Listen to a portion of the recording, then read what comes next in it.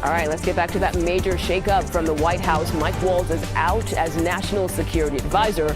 President Trump says he will be nominating Waltz to serve as U.S. Ambassador to the United Nations. It is the first major change of the Trump administration. Let's get to CBS News congressional correspondent Nikole Killion. Nikole, what's the path to confirmation? What does that look like for Mike Waltz for UN ambassador? Well, I think it's a little premature to speculate in the sense that we don't even have a confirmation hearing on the calendar as of yet, with this news still being relatively fresh. But that is something we're continuing to keep an eye on with respect to the Senate Foreign Relations Committee when and if it decides to schedule that confirmation hearing. But Democrats have already forecasted that this will likely be a very challenging confirmation process for Mike Waltz, considering the Signal Gate scandal that continues to swirl around him for his involvement in that text thread that included erroneously a journalist. So from that standpoint, that could certainly be a big flashpoint if and when we get to the point of hearings.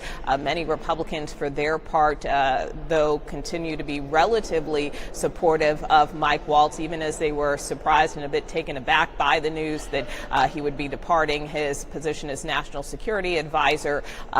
So from that standpoint, we certainly expect many Republicans would likely still support him, but again, a little too early to speculate at this point in time. Right. Okay. Let's turn now to the president's big, beautiful bill, because we understand some of the committees that are working to draft it may need more time. What can you tell us about that? Yeah, well, this is something that we also continue to follow pretty closely here on Capitol Hill, in the sense that Speaker Mike Johnson has been very clear about maintaining an aggressive schedule with respect to trying to move this big, beautiful bill through his chamber. But we have learned that some of the key committees that are charged with marking up this legislation have yet to schedule those markups. And this is a critical part of the process, because this is, as we've kind of been describing over the last couple of days, where we really see lawmakers put pen to paper. We see those specific details, for instance, with energy and commerce.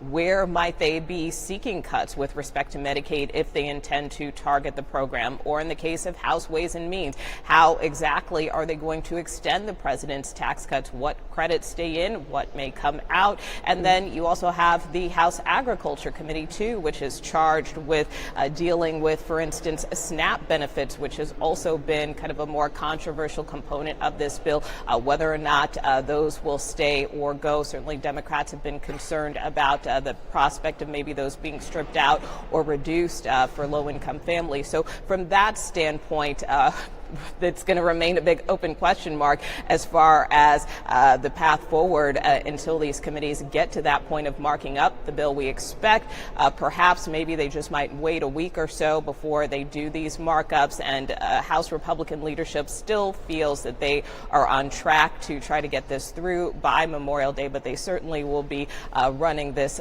very close to the finish line if in fact they do intend to try to get this done by the Memorial Day recess. Okay.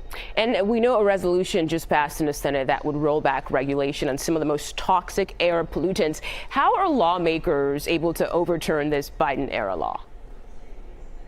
Well, this is something, too, that we have seen within this Congress, both on the House and Republican side, as a part of the president's agenda. Certainly, he has made clear that energy independence is a big part of his agenda. So we have started to see in both chambers attempts to try to roll back some of President Biden's clean energy measures. So that is what we saw in the sense of the Senate yesterday, taking up this resolution that basically would roll back provisions with respect to pollutants from chemical plants. Also in the House, I would note, we saw a vote earlier this week as well on a measure that would roll back a measure in California as far as their emission standards are concerned. So look, this continues to be a priority of the administration, which is why both in the House and the Senate, we have seen both chambers take aim at the former president's environmental policies. Okay.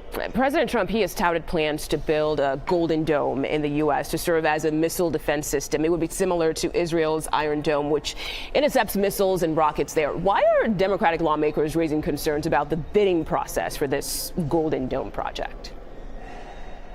Well, obviously, Congress is juggling a lot of issues right now, and so this is certainly one that has raised the concerns of some Democrats among many other issues. But the reality of it is that, again, Congress is juggling quite a bit with respect to this reconciliation package that still remains top of mind as far as Democrats are concerned, certainly Democrats and Republicans, I should note. And so that kind of remains chief among them, but also with respect to security concerns, certainly Democrats have taken issue with a number of the president's policies as far as that is concerned. So in terms of this dome project, it is certainly no different. Of course not. All right, Nikole Killion, thank you so much for joining us on 24/7 today. Appreciate it.